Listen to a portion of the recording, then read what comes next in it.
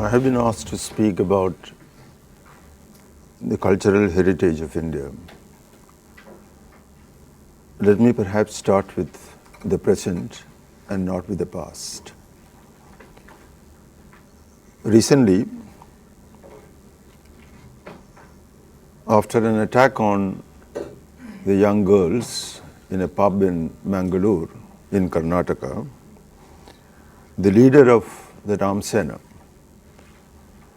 Mutalik, made a statement which should be understood in all its complexity. He said that this is against our culture, which naturally raises the question, what is our culture? And what constitutes the culture of India?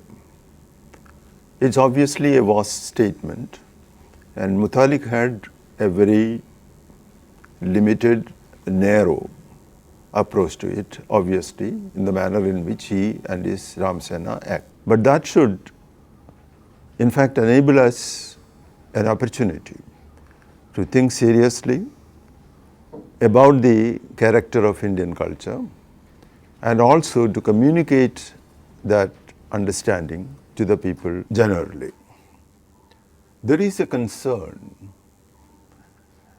about what constitutes authentic culture outside possibly the metropolitan intelligentsia and upper crust of the middle class.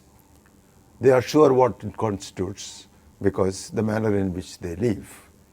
But as far as general public is concerned, common man is concerned, there is a concern.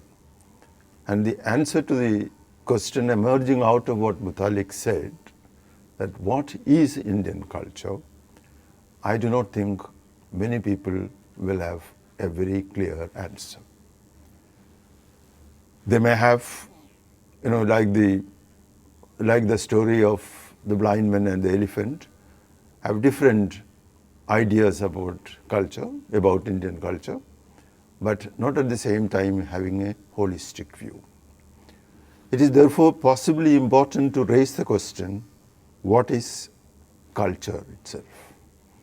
And what constitutes Indian culture? And how Indian culture has evolved over a period of time. When I ask this question, I am reminded of an incident which I would like to narrate to you. Quite some time back, before people like Mutalik came on the scene, much before that, when I once went to my village, the headmaster of the village school requested me to visit the school. I said I will be very glad to spend some time with the students, but not necessarily to impose a lecture on them.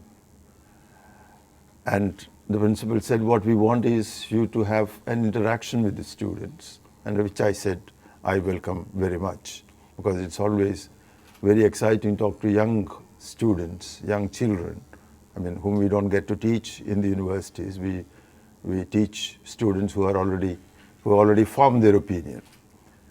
So when I went there and talked to these students, it occurred to me when the first question to inquire should be something about India, something about Indians. So I asked this question, we all describe ourselves as Indians. But why do we do so? What is the reason for us to say that we are Indians? And when we say Indians, what do we really mean by that? There was dead silence, obviously, for quite some time. And then a girl stood up and said, we are Indians because we all have the same culture. Interesting answer, I thought. But then I asked another question. When we say that we all got same culture, what is that culture? What is Indian culture? I think it was a more difficult question for these young boys and girls to answer. But once again, a girl stood up. Girls are always more intelligent than boys.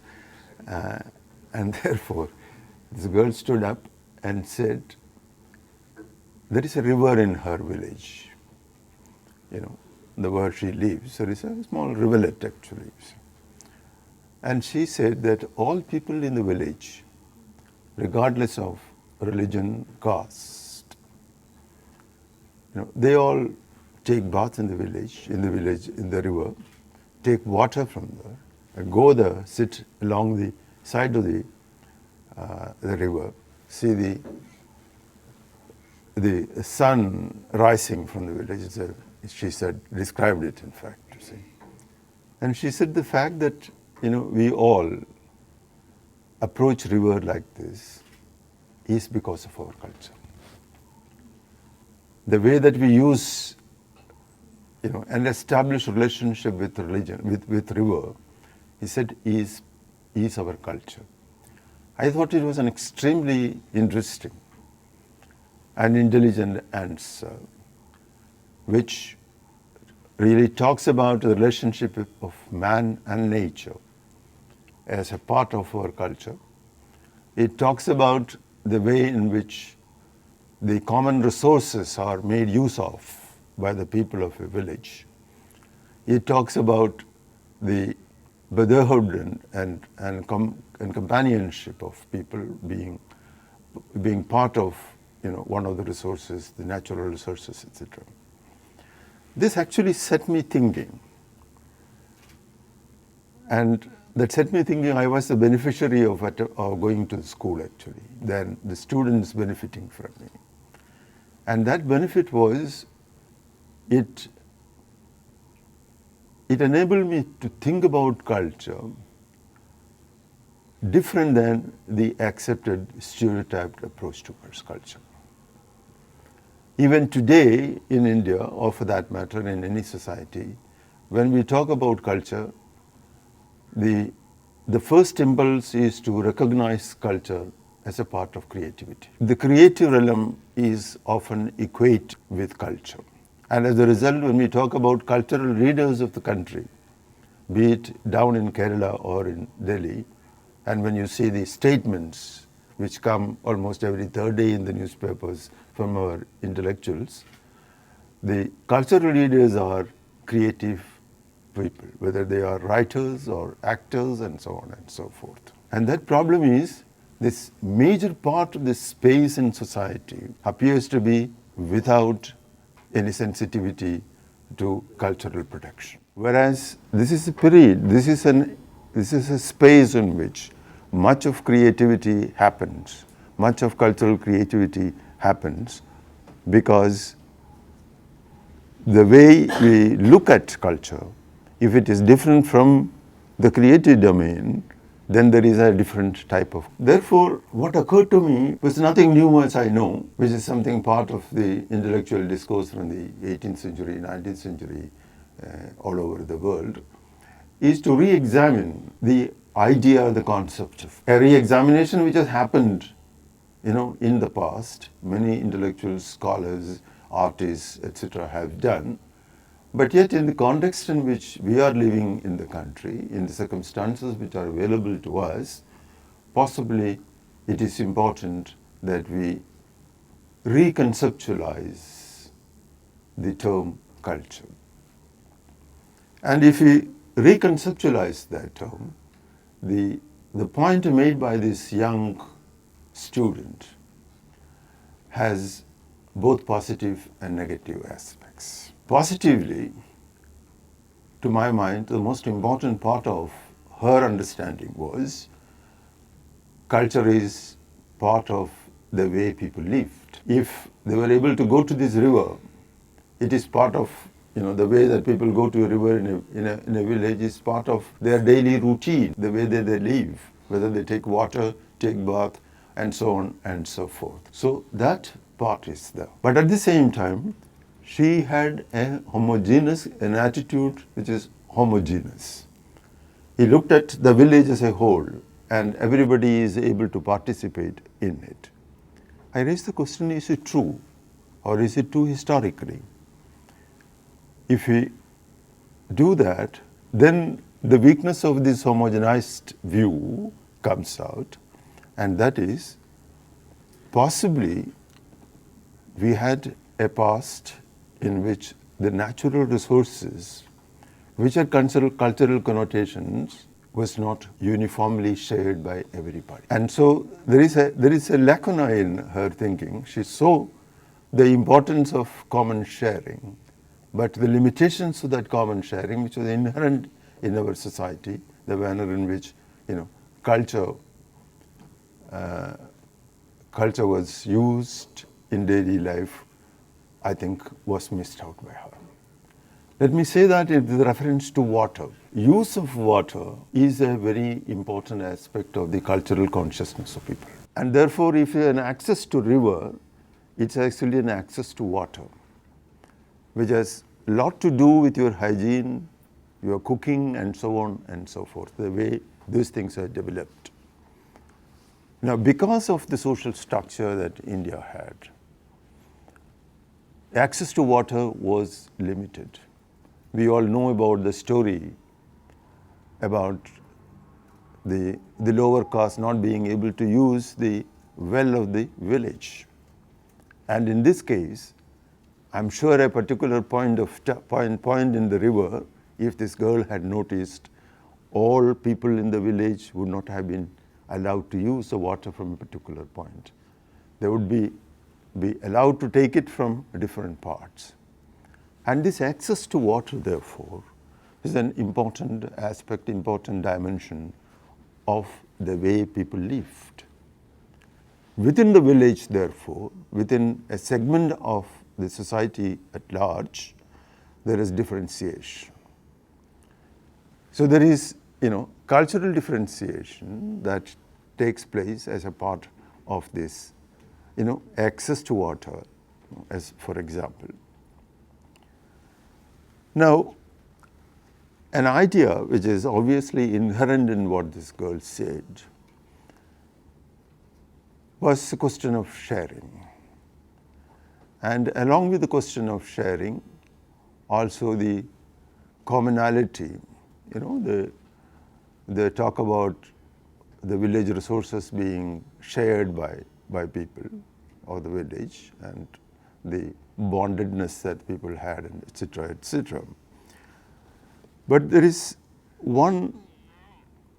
another aspect of it, which I will not go into at all in details, because everybody knows about this, is the constitution of the cultural practices on the basis of the historical experience that we had.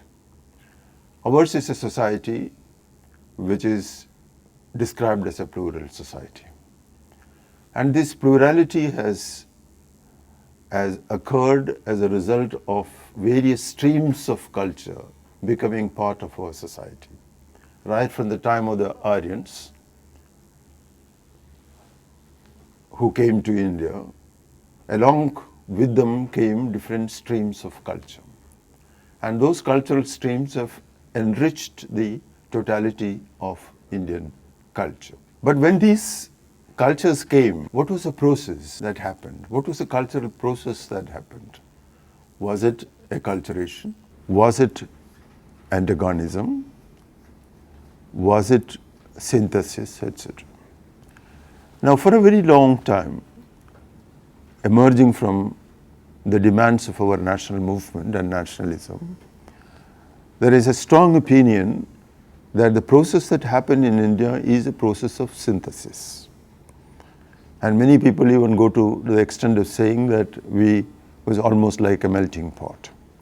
That different streams came together, influenced each other, whether it in philosophical realm or in religious realm or any of those aspects. There was a synthesis that took place in India.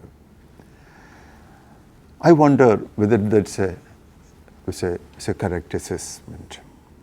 Possibly, such an ideal synthesis never took place in India. On the other hand, the cultural streams which came into India and became part of Indian society had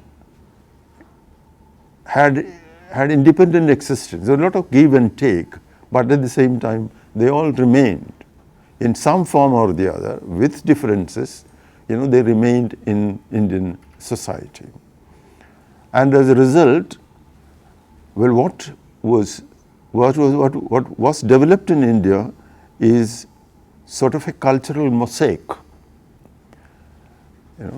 And this cultural mosaic existed not because, as many people have argued, there was and there has been cultural tolerance in India. That is what is the general thing. When you talk about Indian society, right till today, scholars and politicians and philosophers and so on and so forth talk about tolerance.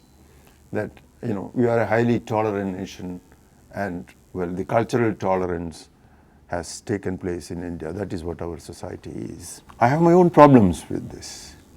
Number one, of course, is tolerance is a bad word. When you are saying that, well, is cultural tolerance or religious tolerance, well, there is some sort of an underlying idea. Well, you do it, because there is no other way. Let us tolerate. But what happened in Indian society right from the early times is not tolerance but respect. These different streams which came into India, they all learned to respect each other. And because of that respect, well, they internalized some aspect of, some strains from the other. Tolerance would not have led to it. In which aspect of Indian culture there is no influence of the other. In almost all of them, you can see that there is, influence of somebody or the other from outside. And this was possible because of respect and not because of tolerance. So such a situation emerged, not synthesis, but plurality. But then we today, possibly following the American example, well, in India many people today talk about Indian society, the cultural situation, as a state of multiculturalism, that we are a multicultural society. I wonder whether it's a correct description, because I describe multiculturalism as a cultural situation in which equality exists. Multiculturalism is in fact a state in which cultural equality is the central idea.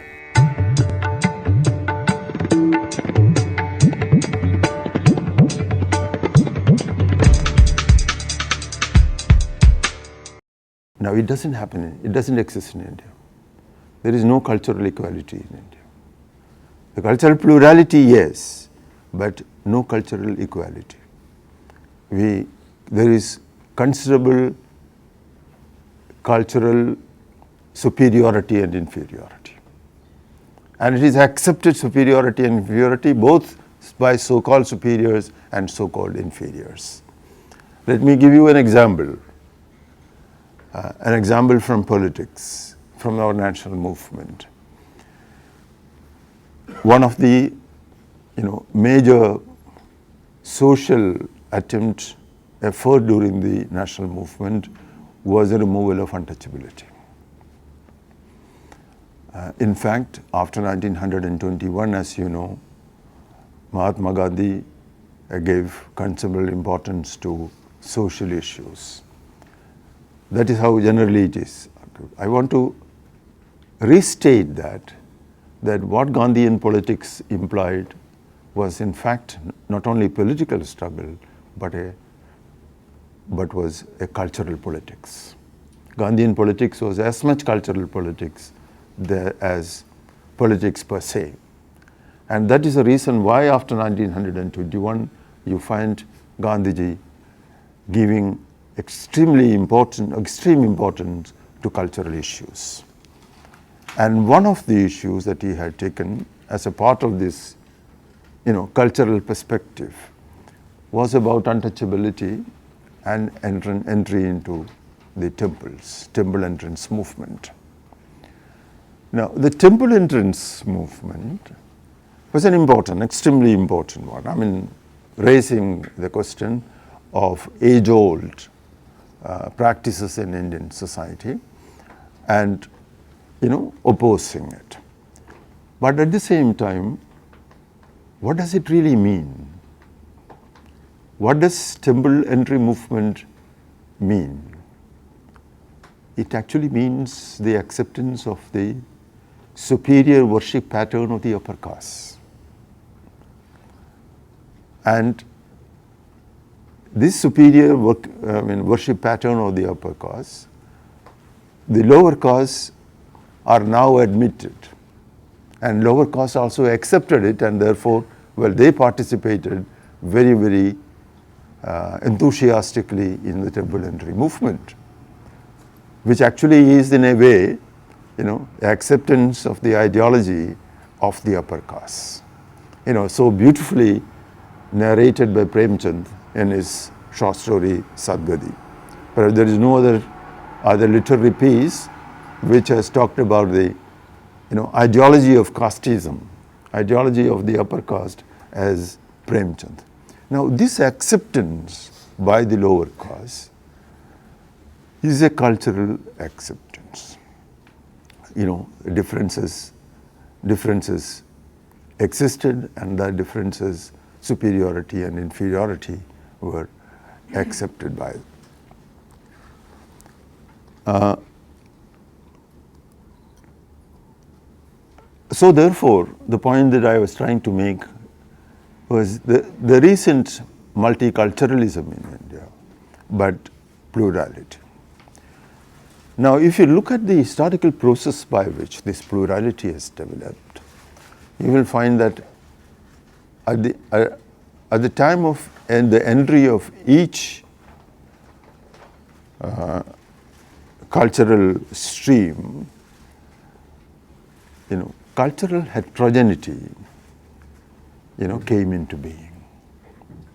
Right from the early times till the British, you find a heterogeneity coming, cultural heterogeneity coming into existence, and as a result, a culturally heterogeneous, culturally plural society is what we inherited or developed over a period of time.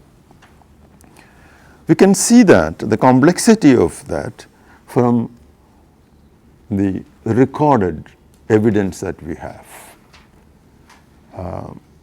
The Anthropological Survey of India has made a study of the people of India.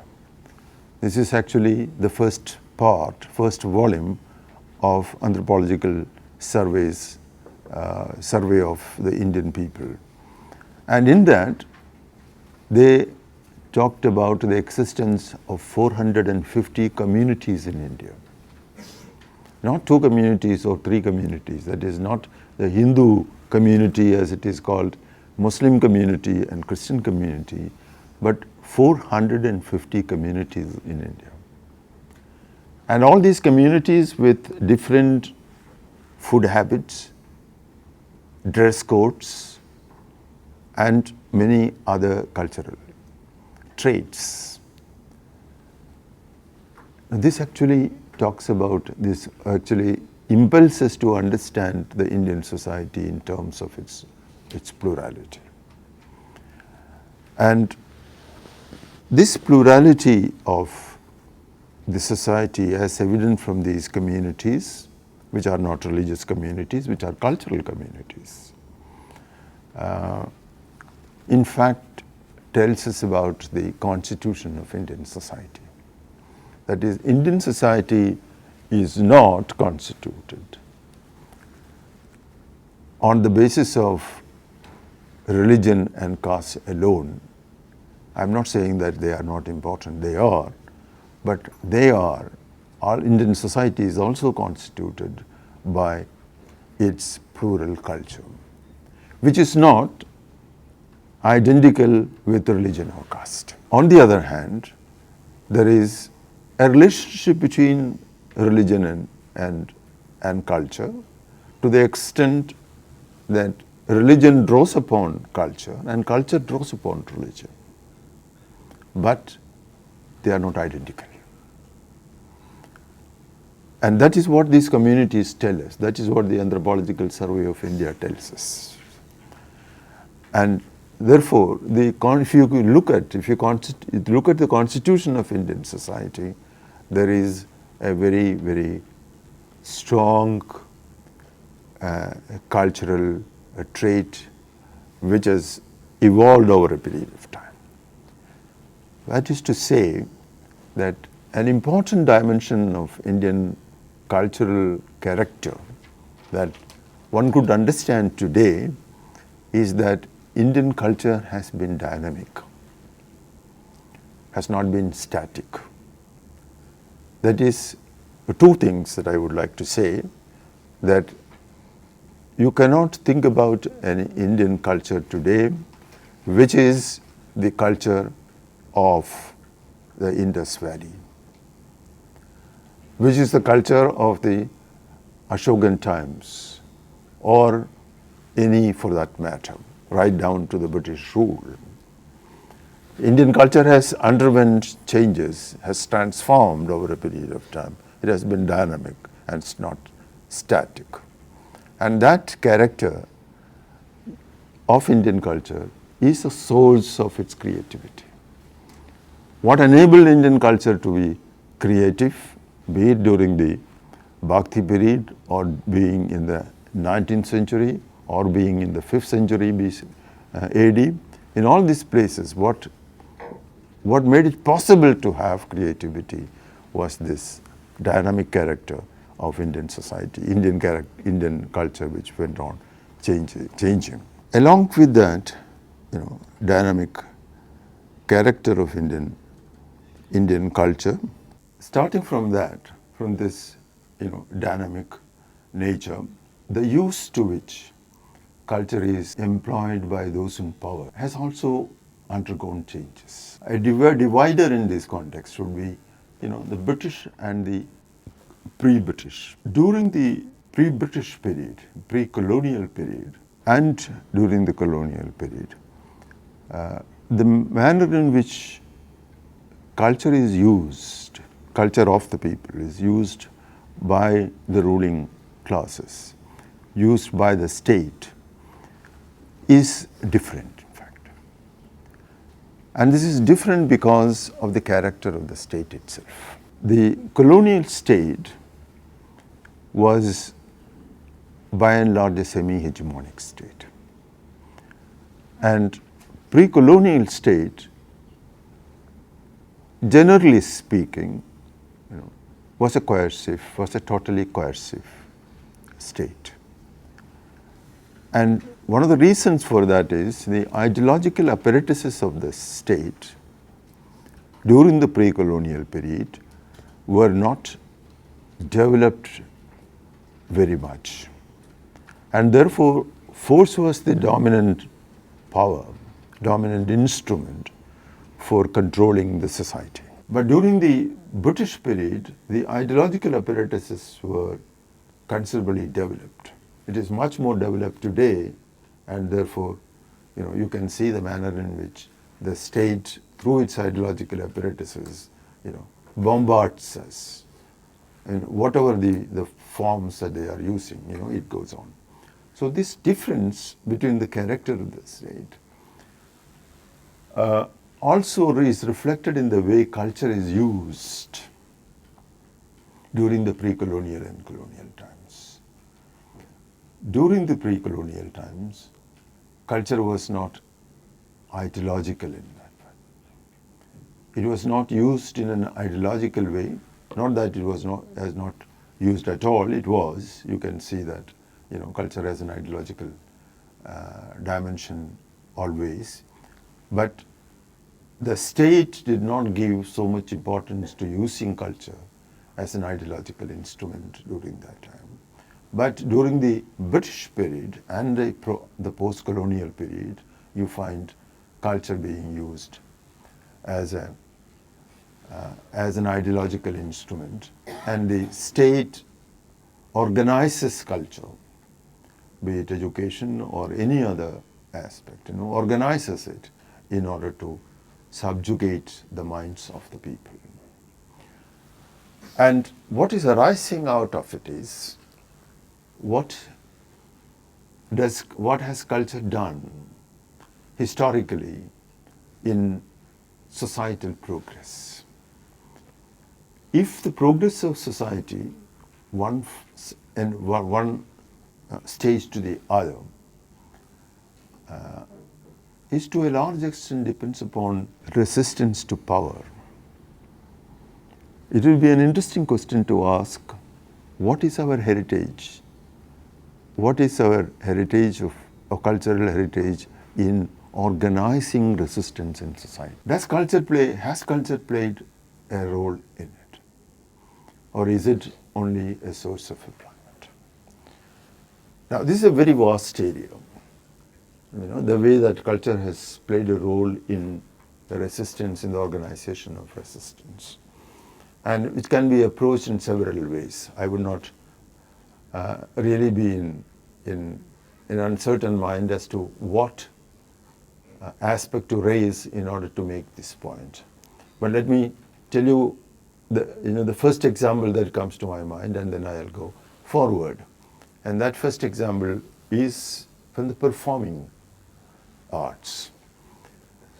The oldest form of play, stage in India, Sanskrit theatre, is what is known as Kodiyattam, and which is sort of an upper caste, performance theatre, and the lower castes are not allowed to participate. No non-Brahmin is allowed to participate or to witness it. Now, along with that is another form that developed, which is there is a lot of commonality in them. That's why I mentioned Kodiyattam first. What is known as Kuthu. This is examples from Kerala. And Kuthu is performed in the temple, inside the temple. And the landowning class, the Brahmins, sit inside the temple and witness this. It's a very, very humorous play, Kuthu. The nature of it is very humorous. It makes fun of people who are sitting in the front and things like that. And at a particular point of time in the evolution of this theatre, you find that one of the performers, one of the caste performers, gets out of the temple and starts an alternate form of theatre, which is not as sophisticated as the other one, because of the reason that the second one is addressing common people. Some sort of a poor man's version of Kuthu takes place. Now, this is a typical example, a very strong example of resistance, developing within the realm of theatre. Because Kuthu, which was inside the temple, was a form of domination. Denial of a particular space and idea was in fact the strongest way of domination exercised in the earlier societies, in the pre-capitalist societies. You can see examples after examples of that, which continues after all also in the colonial period as well, which I'll narrate later. And so the denial of participation was a domination, and against that, culture itself was used to resist. That is, the resistance was not offered by non-theatrical, non-cultural routes, but through cultural routes itself. So one may say there is some sort of a relationship between the two, because it draws upon the method of performance used in the other theatre. But all the same, it is basically fundamentally a resistance. One can think of, there were so many examples of that, and such resistance. So historically, if you look at culture, culture was at the center of resistance, not necessarily demonstrative. In this case, it is demonstrative, but not always demonstrative. It becomes less and less demonstrative when the power exercised by those in authority is more effective. If the power exercise is not that effective, then the resistance, the cultural resistance, can be more expressive. But in other cases, it could be silent. I'll give you an example of this, the silent mode of it, by referring to what happened during the colonial period. I do not know whether you have come across this, that during the colonial period, the Indians were not allowed to use shoes in official functions. They were not allowed to use shoes even in courts. When they were allowed inside official functions, instead of Indian shoes, they would use British shoes. If they used British shoes, they would enter the court. Interesting examples of it. One of the interesting examples is what happened to Vidyasagar, Ishwar Chandra Vidyasagar. Vidyasagar was very friendly with the governor, lieutenant governor of Bengal. And so he was invited to the governor's parties. And one of the conditions was, anybody going to the governor's party should wear a European dress. And the first couple of occasions, Vidyasagar wore European dress, and then after 2 or 3 dinners, he wrote a letter to the lieutenant governor saying that I will not, anymore come to these parties. And the reason he gave, I find it very odd to be wearing this dress, and I find it difficult to, reconcile myself to this new attire. And then, of course, the lieutenant governor allowed him to use chatti chadar to these functions. There is this cultural, one could interpret it as an effort to, express self-identity, and clothes becomes an important aspect of it. Now, the resistance part is more articulated in the question of shoes that I was talking about. This happened in Surat,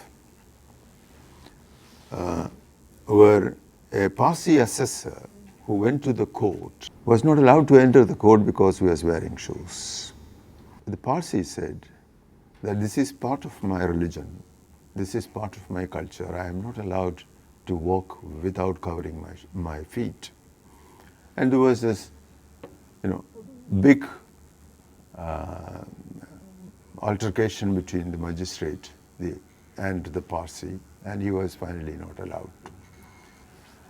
You can read this in many ways, but one of the aspects of it was the cultural resistance, maybe an important dimension of it as developed during the course of the British rule, because after this incident, it became a major controversy in India, known as the Great Shoe Question. All over the country, the newspapers took up this issue, and a debate happened in the country, which was sort of seen as an attempt to resist the colonial cultural imposition. So a dimension that was important in the cultural evolution was the dimension of resistance. There were several dimensions of it, several aspects of it. Without going into that, this is very clearly an important dimension of it. The question then I want to raise, how is this tradition, multicultural but plural, is being approached today? What is the change that is taking place today? I think a couple of dimensions of it in respect of different segments of society would be important to look at. What is happening to this plural tradition in two conditions which are developing currently in our society? One is the conditions of globalization.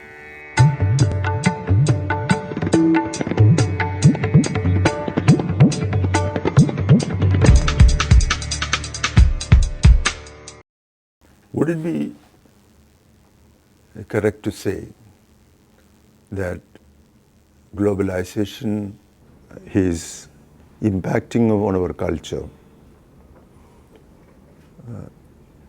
basically from a way of displacing the plurality, a process of homogenization taking place? And is the local that is existing in our culture is being replaced by, what could be supposedly universal, but not universal, but global.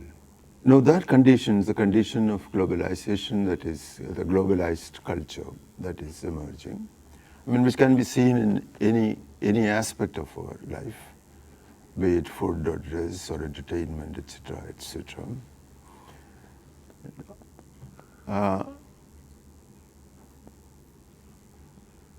To what extent it is transforming the cultural conditions historically developed in India? Possibly, we are living at a time when cultural transformation has been more rapid than ever before. We are living in a time when the cultural changes are taking place very rapidly. I don't think that such changes have taken place even during the Industrial Revolution period. That is one period in which before, cultural changes have taken place. But possibly today, what is happening, the changes taking place is much more intense, basic, fundamental than ever before. One aspect which makes it peculiar is because the entire society, all of us, are participating in this change. And even those who are participating in this transformation do not realize the nature of their participation. As sort of, if I may say so, cultural victimization is taking place. And cultural victimization in terms of its relationship with the heritage, the cultural heritage. And when this transformation is taking place, is there, the ability of culture to resist, which I was referring to before, is that manifesting itself? Is there anything like a cultural resistance that is happening in the conditions of globalization?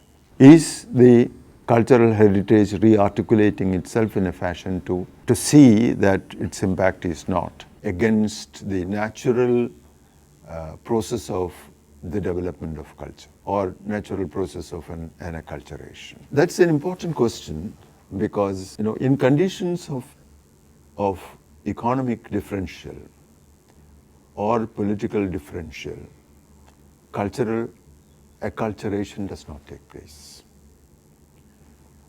what could take place is domination or hegemonization.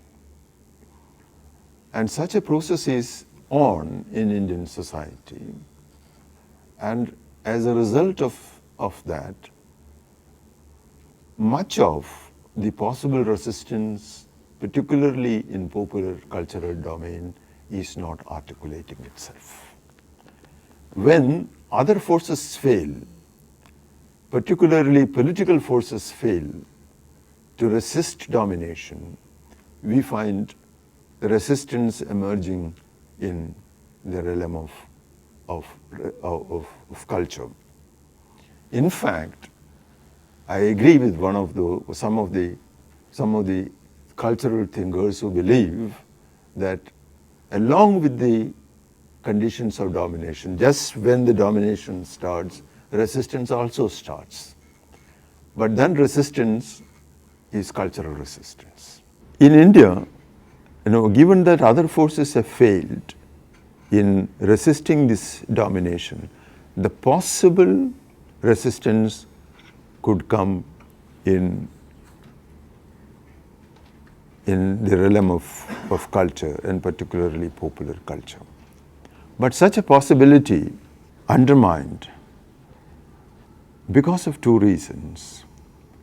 One, the manner in which the popular culture developed during a period of colonialism.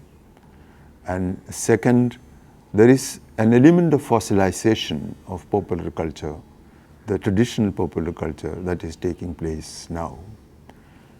And as a result, the possibility of their creativity is by and large diminished over a period of time.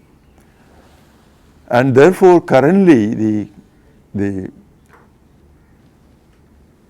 evolution of Indian culture, the development that we have noticed of Indian culture is now being undermined as a part of this new cultural scenario that is developing in India. This is not to say that traditional culture is to be preserved without any impact or influence of those who are the outside other forms of culture. I mean, as I was saying, that culture has evolved by imbibing elements from others, and that imbibing should continue. In fact, when Mutalik raises this question about what is Indian culture, this is not part of Indian culture. The possibility of such give and take is practically overruled. So this is, I think, one dimension in this.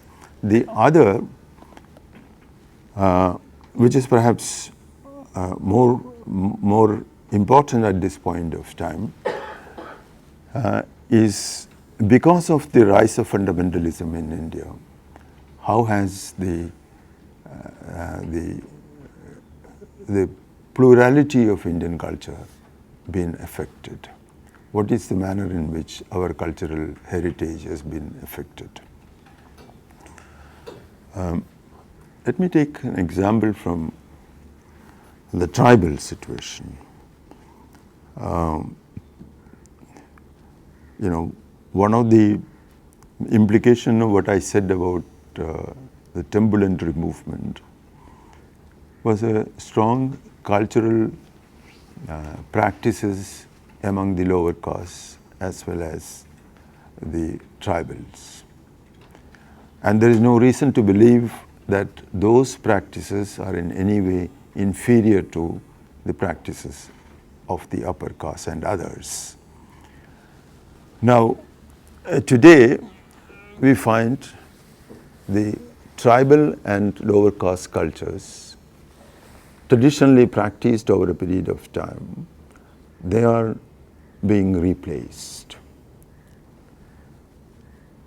if you look at the tribal areas in India, the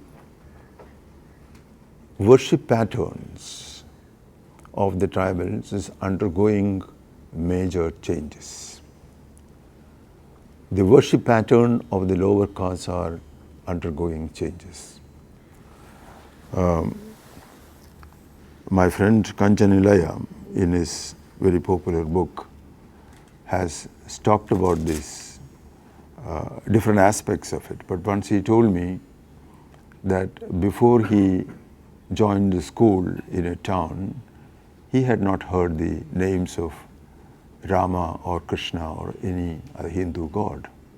He had only heard about the names of gods who are part of their, the lower caste lives in the villages. Now, this is changing completely today. If you travel through the tribal areas, they are places of worship, which many parts are known as kavu. It's not known as temple at all. They are being transformed into temples after a purification ceremony, a Hindu purification ceremony. So the character of their places of worship is changing, and places and worship patterns a major part of a cultural life for the people, because along with what happens in the places of worship, many other cultural things are also involved. So there is a change that is taking place, and this is induced. This is something which is being attempted. I'm saying it not to point out this, which I'm sure that most of you know, but to underline the implications of this.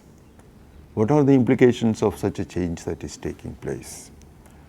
It has two important dimensions. One, of course, it's a cultural oppression. It is clearly part of a cultural oppression by those who are a majority in society, and through that process denying them their age-old, traditionally developed culture. And second, as a part of this process, there is also a major cultural loss.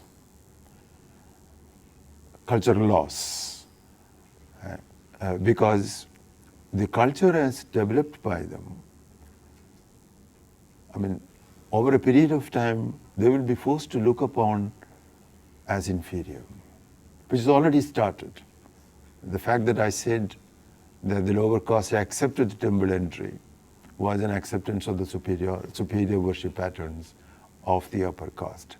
Not only that, in all aspects of cultural life, be it related to marriage or death or so and so on, what is traditionally part of their culture is being now replaced by something which is superior, which would be, to the society as a whole, a major cultural loss.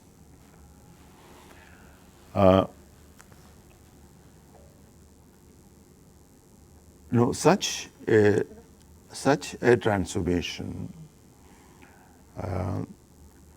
has implications for the type of society and polity we may have, because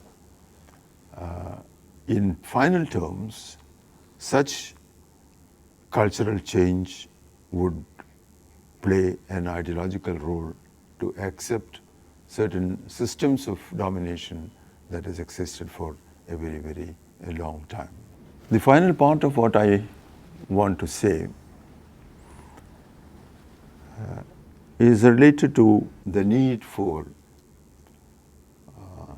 interrogating these recent changes in our cultural life. I want to raise a question.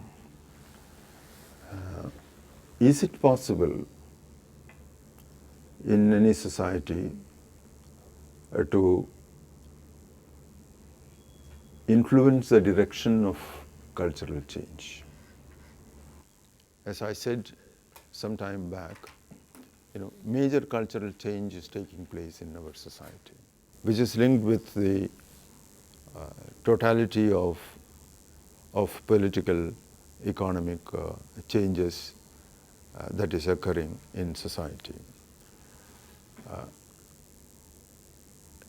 Now, what would be the approach that the society will have towards such changes taking place? Capitalist forces were intruding into, say, Asian societies. We find that the initial response was to shut the door and not allow, the influences emanating from a different order to be excluded from the society. And so that people are not corrupt, culturally corrupted. There is this notion that there is an authentic culture which is traditional culture, and that authentic culture should not be affected at all. But then, it did not take much time to reject this notion. Gandhi's famous statement that let the windows and doors be open is in fact a rejection of the closed door policy. And therefore, the attitude has been towards the transformation, changes in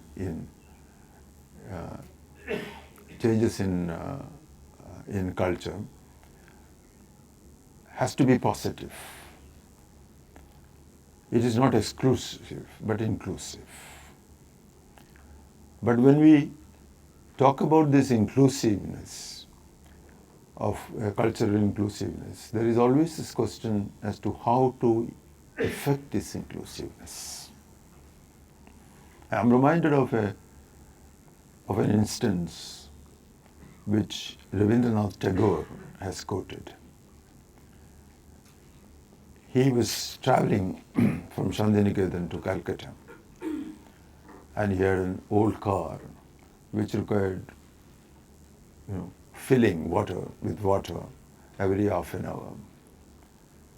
So he stopped at a village, got water from a villager, and when he was moving on, he tried to give some money to the villager. And Rabindranath says that the villager was aghast and said, water is our life. How can I accept money from you for giving some water? And obviously, when he narrates this and explains that, what Rabindranath meant was the essence of the cultural life of Indian villages, which is imbued with values. All that I was trying to say about, the cultural heritage was the Indian cultural heritage is not to be understood in terms of practices, but in terms of values. And a tradition of values have been set by Indian cultural life. One can explain it many ways, but it's a value of togetherness. It's a value of brotherhood. Qualities, values which you can broadly say as secular.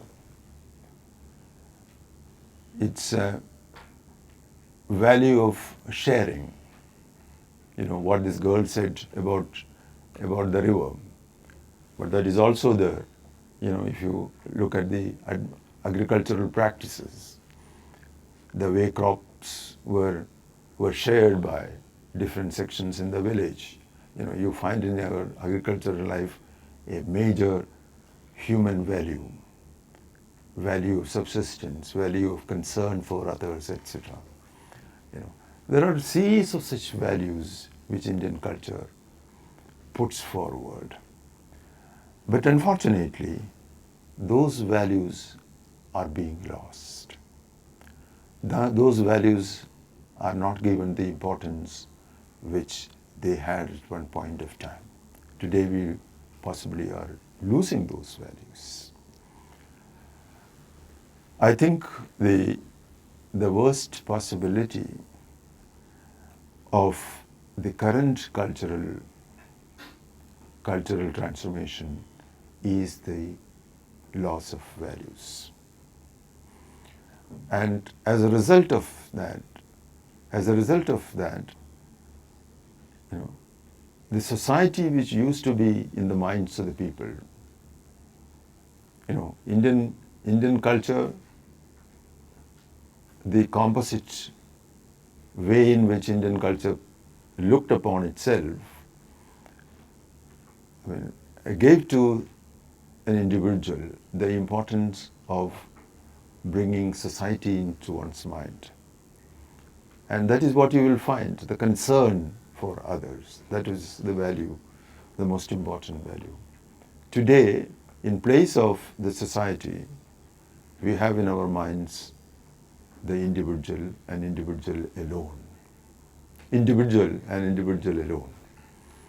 And that change is in fact is what the new cultural formation in India should take into account. That is to say, the new cultural formation naturally have to receive